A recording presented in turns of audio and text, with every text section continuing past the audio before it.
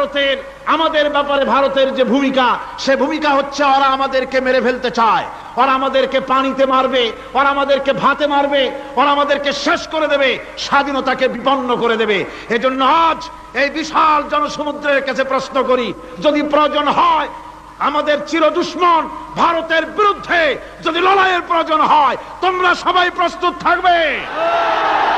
আপনারা মনে রাখবেন, ভারত তার অপসংস্কৃতি আমাদের মধ্যে ঢুকাচ্ছে।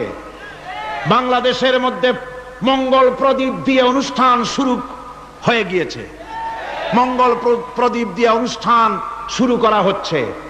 তারপরে নববর্ষ উদযাপনের জন্য হিন্দুয়ানি কায়দায় উদযাপন করা হচ্ছে।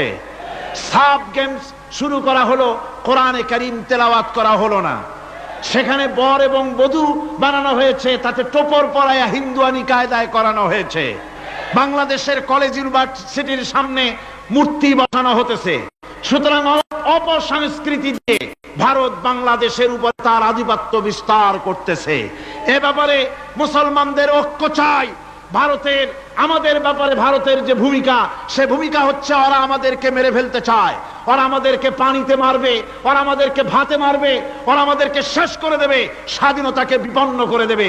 এজন্য আজ এই বিশাল জনসমুদ্রের কাছে প্রশ্ন করি, যদি প্রয়োজন হয় আমাদের চির দুশ্মন ভারতের বিরুদ্ধে যদি লড়াইয়ের প্রয়োজন হয়, তোমরা সবাই প্রস্তুত থাকবে।